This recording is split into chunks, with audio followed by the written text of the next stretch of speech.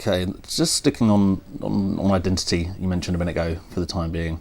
There's a section in your book you talk about Paul Mason's article in which he talks about his general sort of discomfort with being English. This has been a very common theme from a lot of the English left in particular, in a way that you don't really seem to encounter on the continent that much. What role do you feel that this sort of discomfort with Englishness played in the referendum?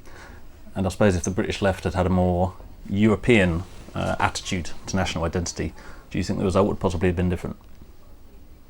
Well, I think if the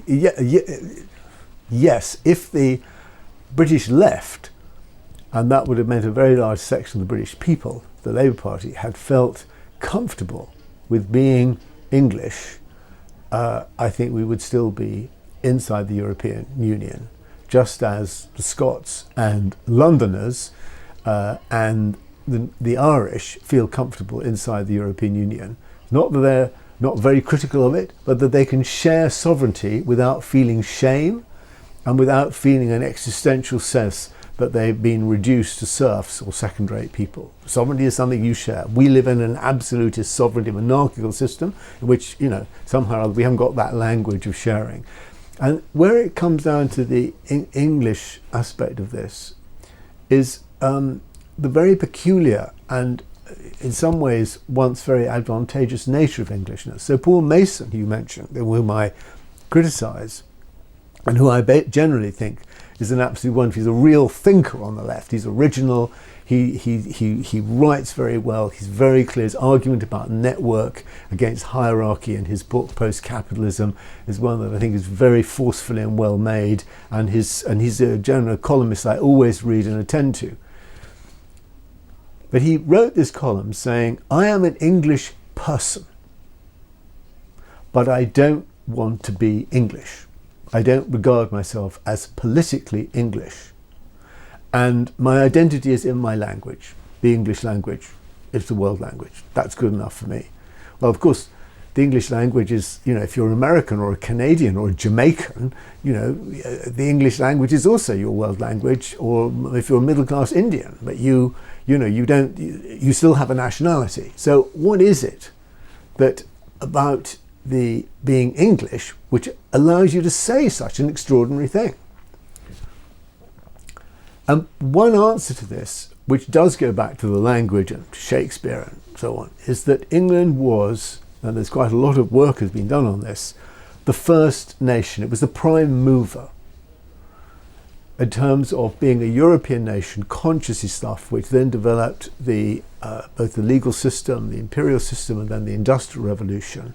And unleashing the Industrial Revolution then built on the enormous advantages that gave it as an industrialized nation, the world's largest empire.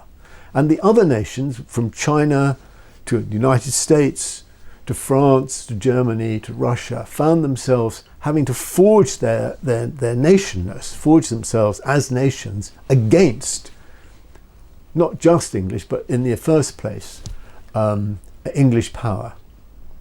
Whereas we English didn't have that fight. We became a nation without needing to do so.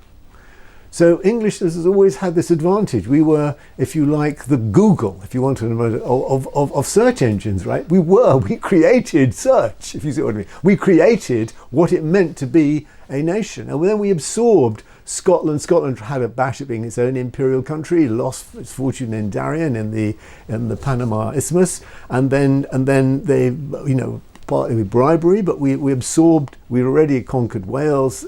Ireland was more difficult, but and by the beginning of the 19th century, it was a united nations. We had absorbed into a sort of multinational entity, which then was able and indeed gave kind of imperial citizenship to countries all around the world, and we dominated that. So our own nationality had this kind of openness. It had and that meant it did have a kind of a liberal, and it could have a kind of progressive aspect. And we English have inherited this and think, well, we're different from everybody else. We don't need to be to go on about our nation. We can assume that it's fine. And this is actually a form, this is English nationalism. English nationalism on an international and a cultural level is a way of saying we don't need to bother with all this. We're better than that. And that came from being first, but we are no longer first. Brexit is going to teach a very big lesson to this country of the arrogance implicit in not needing to be like other people. No, right? We now must become a modest, regular country like other people.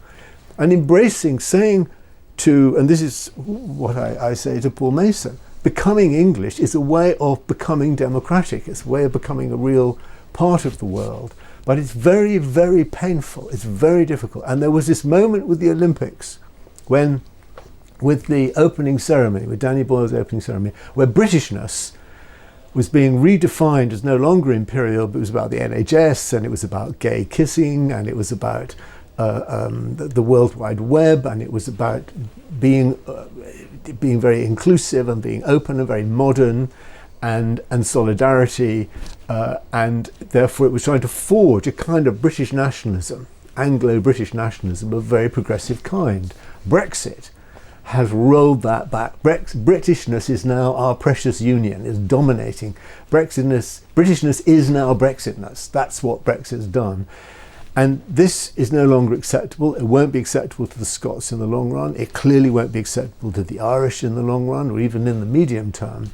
And we've got to shake this off. And the way to do so, the way to going back to being a multinational part of the world, is by normalising what it means to be English politically.